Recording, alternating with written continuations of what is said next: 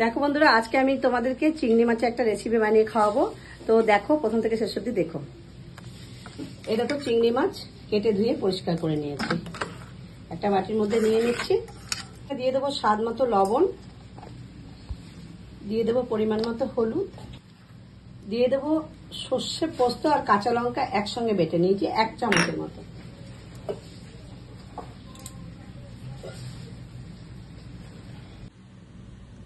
আর নিয়ে নিলাম সর্ষের তেল, নিয়ে নিলাম নারকেল বাটা। দিয়ে সমস্ত কিছু খুব ভালো করে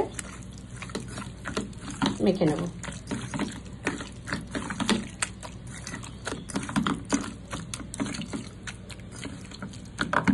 মেখে কিছুক্ষণ রেখে দেবো।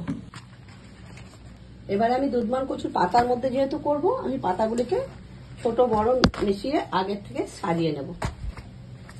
পাতাগুলো এইভাবে নিয়ে নেব।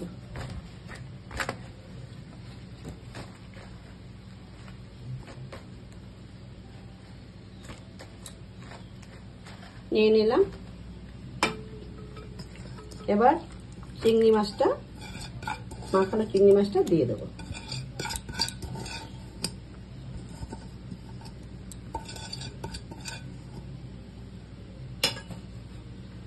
এরপরে দিয়ে দিলাম কয়েকটি কাঁচা লঙ্কা,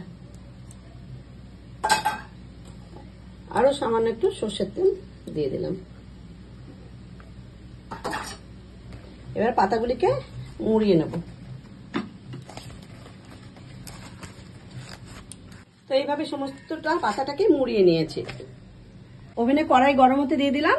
তো সেখানে আমি এইভাবে দিয়ে দিলাম মাছটাকে, দিয়ে ঢাকা দিয়ে দেবো। এবারে একটা চাপা দিয়ে দিচ্ছি ঢাকা।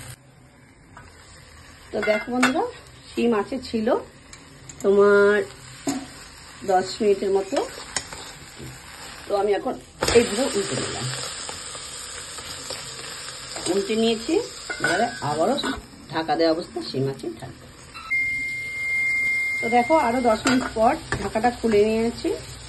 তো একটু জল সাইড দিয়ে, পাতাগুলো থেকে একটু জল ছেড়েছে।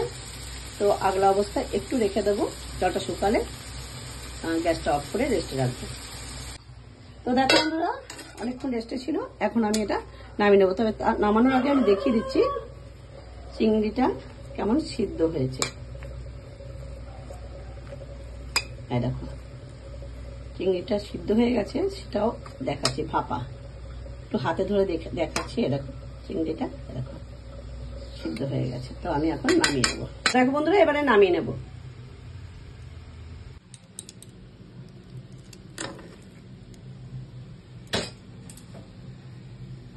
তো দেখো, নামিয়ে নিয়েছি। দেখতে কেমন সুন্দর হয়েছে, আর খেতেও হয়েছে সেই টেস্টি।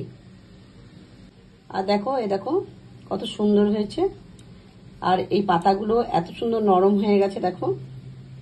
তো এটাও চিংড়ি মাছের সঙ্গে খেয়ে নেওয়া যাবে। আর এই রেসিপিটা একদিন তোমরাও বানিয়ে খেয়ে দেখো, যদি না খেয়ে থাকো তো দারুণ লাগে।